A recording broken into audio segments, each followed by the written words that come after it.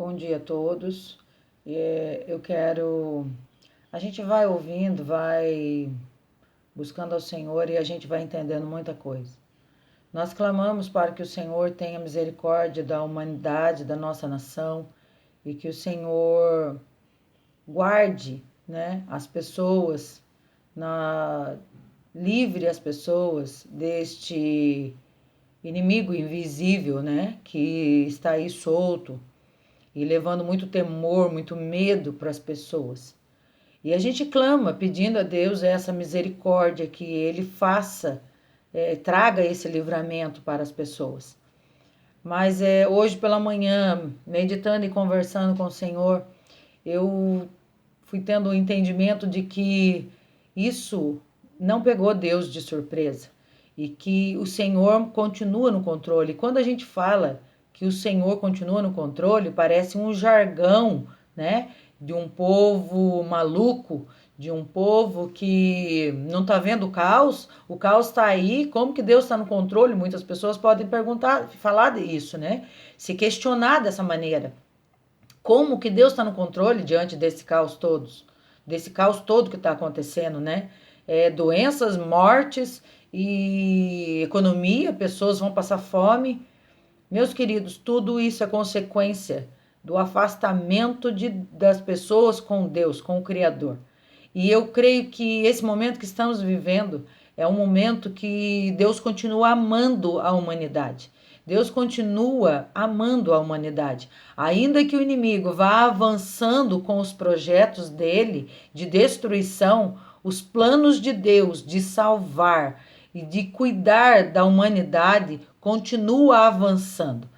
Esse momento, eu vejo um momento propício para todos perceberem que não somos nada, que dependemos do nosso Criador.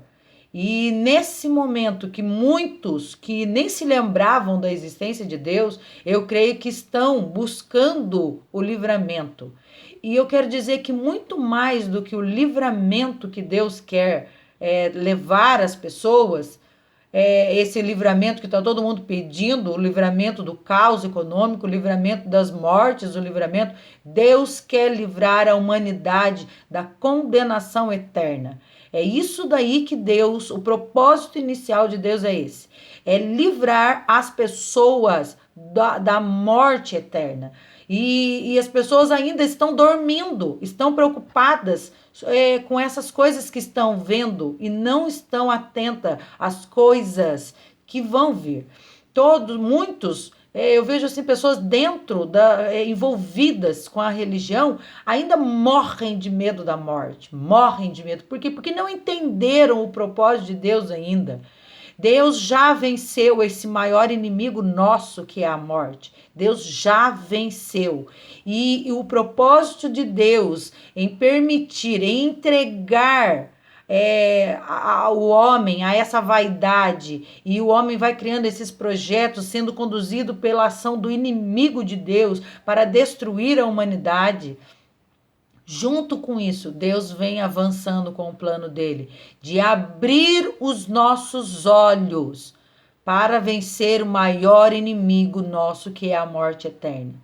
Deus, além de livrar todos aqueles que se achegam a ele, de todas as coisas, ainda que pessoas que temem a Deus, pessoas que confiam no amor dele, pessoas que já entregaram sua vida a ele, podem sim ser acometidas deste vírus e morrerem.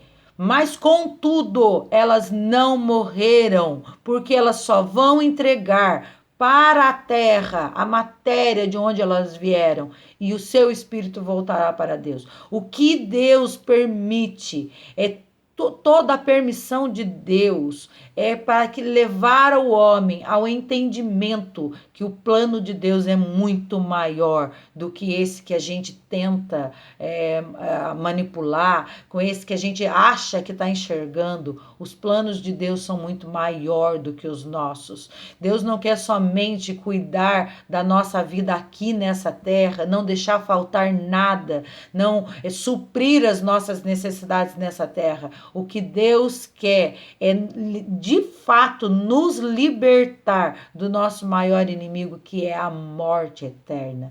É isso que Deus quer fazer.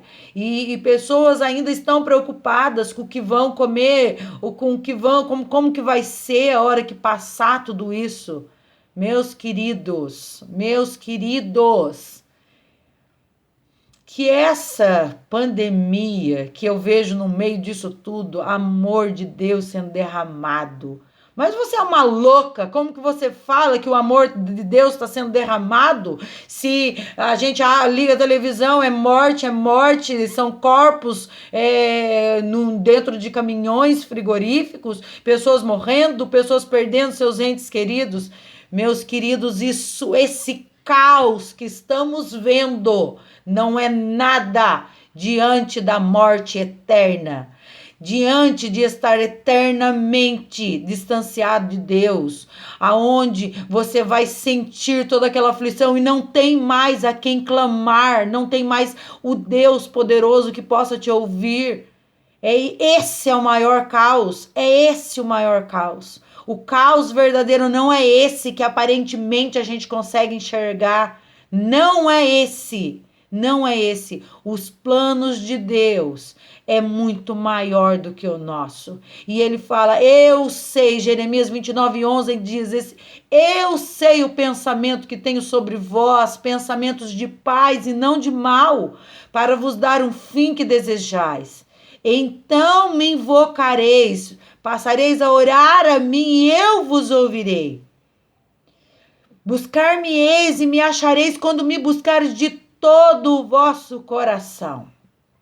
Essa oportunidade, essa situação que estamos vivendo, eu creio que tem levado muitas pessoas a buscarem a Deus de todo o seu coração. E o que Deus vai fazer não é transformar o caos aqui fora, é transformar o caos que já está dentro de cada um de nós. Que vimos, desde que nascemos, fomos alimentados por esse sistema. Um sistema que só consegue enxergar o hoje, um sistema egocêntrico, um sistema diabólico, um sistema orgulhoso, um sistema que só estão preocupados com o poder de manipular, um poder